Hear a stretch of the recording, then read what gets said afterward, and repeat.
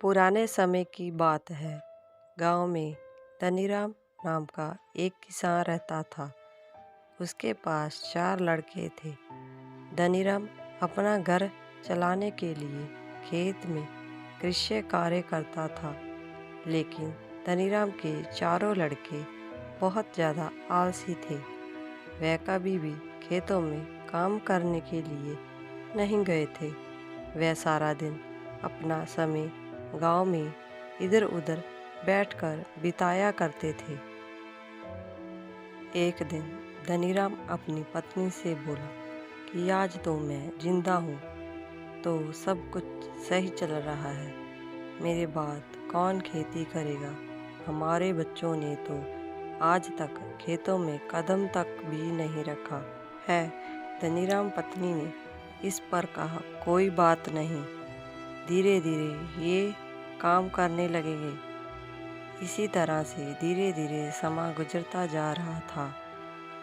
एक दिन धनीराम की अचानक से तबीयत खराब हो जाती है और वह बहुत ज़्यादा बीमार पड़ जाता है। इस दौरान धनीराम अपनी पत्नी से कहता है कि चारों लड़कों को मेरे पास बुलाओ, मेरे पास समय बहुत कम है। इतना सुनने के बाद धनीराम की पत्नी चारों लड़कों को उसके पिता के पास बुलाकर लाती है।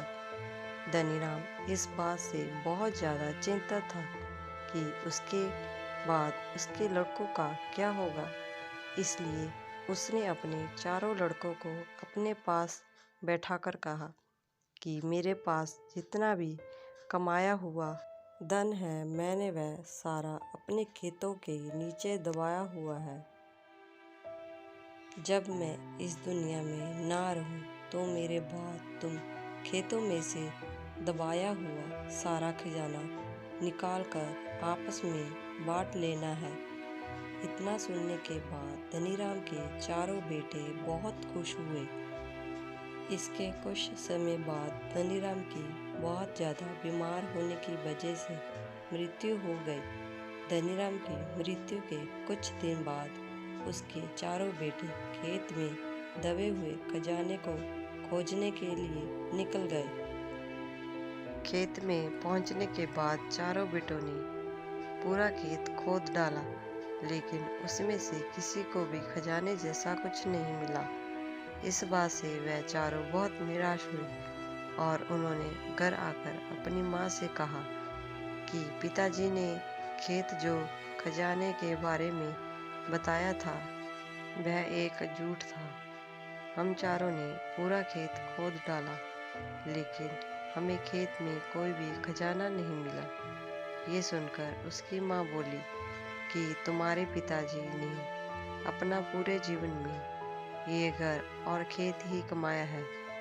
अब जब तुमने इतनी मेहनत कर कर पूरा खेत खोद दिया है, तो अब उसमें बीज भी डाल दो।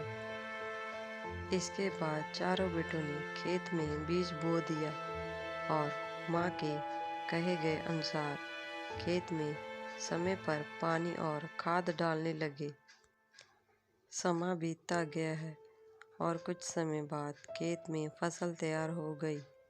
फसल काटने के बाद चारों बेटों ने फसल को बाजार में बेचा और उससे जो भी पैसा मिला उससे उन्हें बहुत खुशी मिली। इसके बाद जब चारों बेटे घर गए तो माँ ने कहा कि बेटे, तुम्हारे पिताजी तुम्हें यही समझाना चाहते हैं कि जो हम मेहनत करते हैं उसके बदले में हमें खजाना मिलता है।